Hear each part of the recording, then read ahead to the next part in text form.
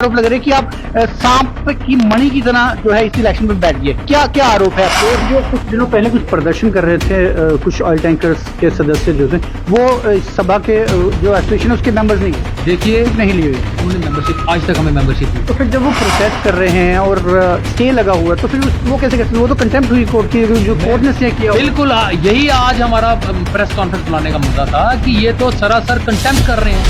तो ट्रांसपोर्टर्स के सितारे इन दिनों गर्दिश में चल रहे हैं। नित नए मामले जो है वो हर दिन देखने को मिल रहे हैं। इस समय एक नया मामला सामने आ रहा है जो कि ऑयल टैंकर एसोसिएशन के साथ चल रहा है।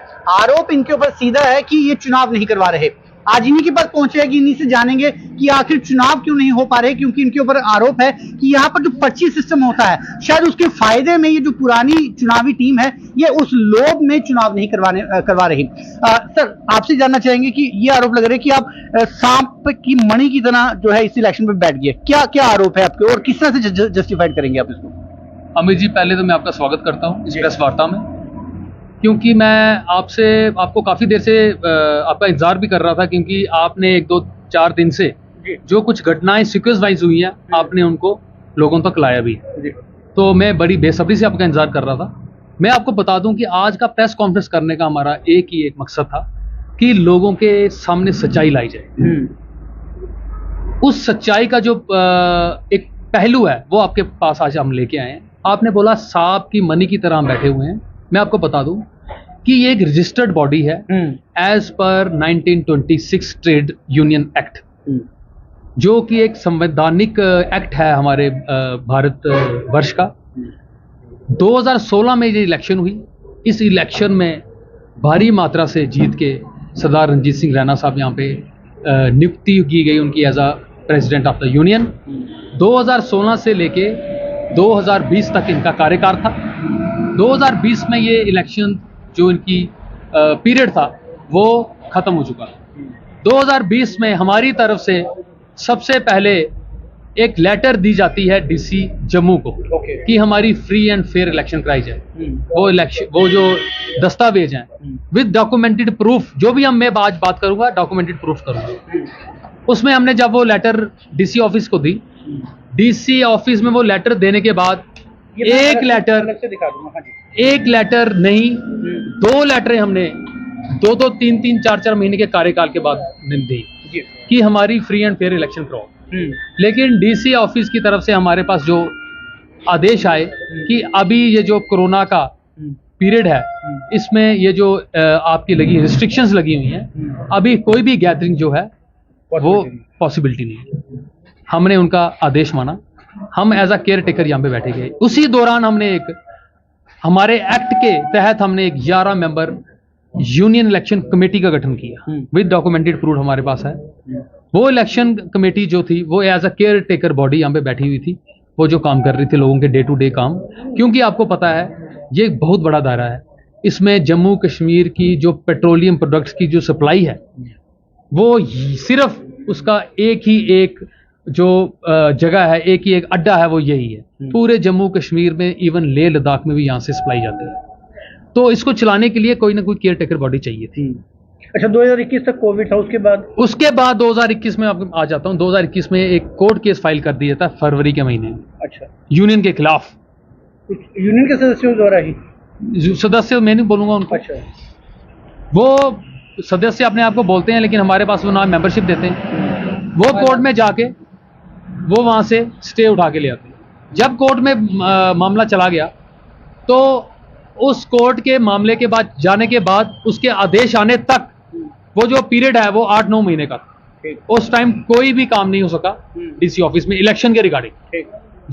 जब उसका कोई आदेश आए, उस आदेश में डीसी जम्मू को ऑब्जर्वर नियुक्त किया गया उस ऑर्डर के तहत, उस कोर्ट ऑर्डर के तहत, और तहसीलदार मंडाल को रिटर्निंग ऑफिसर बना दिया गया कि टैंकर यूनियन की इलेक्शन करवाओ। जब वो प्रोसेस आगे चला, नोटिफिकेशन निकल गई 2022 में कि इलेक्शन करवाओ।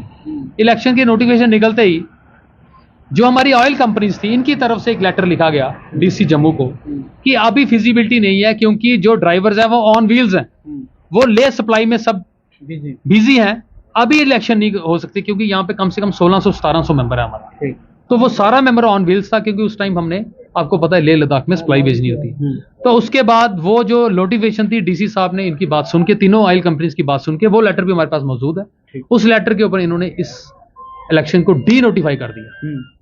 फिर दिसंबर आते आते, दिसंबर में दोबारा प्रोसेस स्टार्ट हुआ इलेक्शन का, दिसंबर 22 में फिर वो नोटिफिकेशन निकला गया। फिर एक पार्टी यहां से, अग्रीव्ड पार्टी, फिर कोर्ट के दरवाजे चली गई, वहां से फिर स्टे लेके आ गई। जब वो स्टे आ गया, फिर election process stayed, DC office में ये सारा रिकॉर्ड 1 to 1 वहां पे अवेलेबिलिटी उसकी वहां पे है। जब 2023 चढ़ते चढ़ते वो इलेक्शन प्रोसेस स्टेड हो गया, फिर 2023 में जब वो उसका आदेश, वो स्टे टूटा, फिर दोबारा से प्रोसेस स्टार्ट हुआ इलेक्शन का। उसमें मतदाता सूची लगाई गई यूनियन ऑफिस में आके।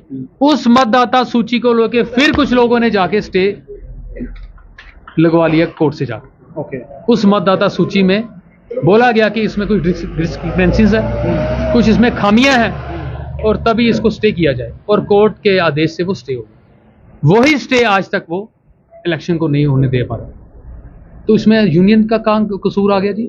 यूनियन कहाँ इसमें पार्टी है जी? अच्छा, ये जो कुछ दिनों पहले कुछ प्रदर्शन कर रहे थे कुछ ऑयल टैंकर्स के सदस्य जो थे, वो इस सभा के जो एसोसिएशन है उसके मेंबर्स नहीं है। देखिए, यहाँ पे एज पर बाइलाज मेंबर वही है जो यहाँ पे मेंबरशिप देता है। आप भी किसी संस्था के साथ जुड़े होंगे, प्रेस क्लब है आपका, ये जो चैम्बर वाले हैं, उन्होंने मेंबरशिप नहीं ली हुई। उन्होंने मेंबरशिप, आज तक हमें मेंबरशिप नहीं। तो फिर जब वो प्रोटेस्ट कर रहे हैं और स्टे लगा हुआ है, तो फिर वो कैसे कैसे, वो तो कंटेम्प्ट हुई कोर्ट की, जो कोर्ट ने स्टे किया। बिल्कुल, यही आज हमारा प्रेस कॉन्फ्रेंस बुलाने का मुद्दा था कि ये तो सरासर कंटेम्प्ट कर रहे हैं, कोर्ट के आदेशों की उल्लंघना कर रहे हैं। तो ये शरेआम, खुलेआम, और कुछ मीडिया कर्मी भी उनके साथ मिल गए। उन्होंने भी हमें नहीं पूछा कि यार ये इलेक्शन आप करवाते हो, डीसी करवाता है, कौन करवाते हैं इन इलेक्शंस को? कोई भी एसोसिएशन है, कोई भी इंस्टीट्यूशन है, चाहे तो आप तो कंटेम्प्ट कर सकते हैं, क्योंकि जब स्टे लगा हुआ, तो अगर किसी को आपत्ति है तो वो कोर्ट में जा सकता है वापस कि आप इस स्टे को जो है वो वेकेट कीजिए। ऐसे प्रदर्शन करने से कुछ नहीं होगा। जब सब जुडिस मैटर है उसको तो पब्लिकली किया नहीं जा सकता। आप देखेंगे प्रदर्शन करना तो चलो उनका बुनियादी हक हो सकता है किसी के मसले पे, लेकिन यहाँ पे आके धमकाना कि हम सप्लाई बंद करेंगे, हम ये करेंगे, हम हल्लड़बाजी करेंगे, ये इतना सेंसिटिव एरिया है। हम कोई भी काम करते हैं एडमिनिस्ट्रेशन को, उससे पहले प्रायर नोटिस देके, 7 या 8 या 10 दिन का प्रायर नोटिस देके। और आपने देखा होगा 1-2 दिन में वो उन लोगों ने यहाँ पे हुल्लड़बाजी करने की कोशिश, हमारी इमेज को धूमिल करने की कोशिश। जब मैटर इतना घुल मिल गया है, देखिए एसोसिएशंस आपकी बनी हुई है, और एक सर्वो सर्वा है, एक वेलफेयर एसोसिएशन आपकी बनी हुई है, अजीत सिंह जी उसके सर्वो सर्वा है। तो जब कहते हैं कि परिवार की लड़ाई बढ़ जाए तो बड़े बुजुर्गों को बीच में डाला जाता है, तो क्या अजीत सिंह जी को नहीं डाला गया? नहीं, देखिए ऐसा है कि ये टैंकर यूनियन, तो मैं आपको बता दूं, हमारे एक्ट में तो कोई ऐसा बाइलाज ही नहीं है कि जो वेलफेयर के अधीन होके चले। हमारी टैंकर यूनियन अपने में ही एक स्वर्ण बॉडी है, जिसकी, क्योंकि कोई भी यूनियन चलती है, कोई एसोसिएशन चलती है, उसका एक बाइलॉज है, उसका एक एक्ट है। कोई भी काम करना है उस एक्ट के अधीन करना है। तो हमारे एक्ट में कहीं नहीं लिखा कि कोई एज उसके ऊपर कोई चेयरमैन या कोई वेलफेयर ऑर्गेनाइजेशन उसको चलाएगी। आपको अजीत सिंह जी के साथ शाना बशाना देखा है कई जगहों पर जब वो अब बने थे। ठीक है, वो हम कई बार किसी के साथ स्टेज साझा भी करते हैं, कई बार पॉलिटिकल पार्टीज भी इसमें हम जाते हैं, उनमें आते हैं, वो हमें बुलाते हैं, हम जाते हैं। लेकिन हम अपने जो हमारे जो अपने काम काज है, जो हमारी अपनी एसोसिएशन है, जो हमारे अपने बाइलाज हैं, उनका तो उल्लंघन नहीं कर सकते हम। और किसी को कोई भी पोस्ट हमारे, मैं आपको अपनी बाइलाज की कॉपी भी प्रोवाइड कर दूंगा, उसमें कोई ऐसी पोस्ट का वर्णन नहीं है कि एज अ चेयरमैन उसको कोई हम देखेंगे या केयर टेकर करेंगे। आपको लगता है कि होना चाहिए ऐसे, आप अकेले फील करेंगे? होना बड़ा कुछ चाहिए, अकेले होने का बात नहीं है। पूरा जम्मू प्रांत, कश्मीर प्रांत हमारे साथ है। हमने आज तक 1990 से लेके 2023 तक प्रधान जी को यहाँ पे 5 या 6 बार यहाँ पे 5 बार ये जीत के आए हैं, 2 बार ये यूनानिमस ये सिलेक्शन होके आई है। इनको हर इंसान, हर ऑफिस, हर एडमिनिस्ट्रेशन का बड़े बड़े अधिकारी जानते हैं। हमें किसी की ज़रूरत अगर पड़ेगी, हम ठीक है, किसी की ज़रूरत अगर पड़ेगी, हम सोचेंगे किसी की ज़रूरत है तो हम ठीक है उनका सहारा लेंगे। लेकिन हमें कोई बोलेगा कि ठीक है ये हमारी तरीके से ऐसे काम करना है, वो हम बर्दाश्त नहीं करेंगे। बिल्कुल, कुछ तथ्य जो है वो इस पूरे खबर में निकल कर आए। पहली बात तो ये है कि इलेक्शंस होंगी या नहीं होंगी, ये मामला कोर्ट में है, स्टे है उसके ऊपर, तो सब जुडिस मैटर को हम ये बिल्कुल कंसल्ट नहीं करेंगे। और दूसरा, जो पार्टी आपत्ति कर रही है, यदि स्टे है तो उन्हें आपत्ति दर्ज करवाने की बजाय कोर्ट का दरवाजा खटखटाना चाहिए। बनिस्पत ये उनके लिए कंटेम्प्ट हो सकता है। ये लीगली जानकारी जो है वो मैं प्रोवाइड करवा रहा हूँ। दूसरा, जिस तरह से मेरी ये उम्मीद थी, जो मैंने इस पूरी यूनियन को देखा था अजीत सिंह जी के साथ, और उम्मीद ये थी कि शायद ये हेल्प जो है वो अजीत सिंह जी की लेते, लेकिन जिस तरह इन्होंने बोला कि बायलॉज में कोई इस तरह का प्रोविजन ही नहीं है, कोई इनका चेयरमैन हो, तो इससे कहीं ना कहीं ट्रांसपोर्ट के साथ, जो वेलफेयर एसोसिएशन के साथ जो जेके ऑयल टैंकर एसोसिएशन का जो सपोर्ट था, शायद वो भी टूटता नजर आ रहा है। और तीसरा, कुछ दिनों पहले एक शिष्टमंडल जो है वो बीजेपी कार्यालय में मिला है, तो ऐसे में उस एक धड़ा जो है वो पूरा ट्रांसपोर्टर्स का वो कई जगहों पर विभाजित होता दिखाई दे रहा है, जो कि एक बेहतर बात नहीं है। अब देखना यह है कि इस पूरी लड़ाई के बीच में आखिर किस धड़े को फायदा होता है और किस धड़े को नुकसान होता है, ये आने वाला समय तय करेगा। फिलहाल आप जुड़ रही जमुना न्यूज के साथ।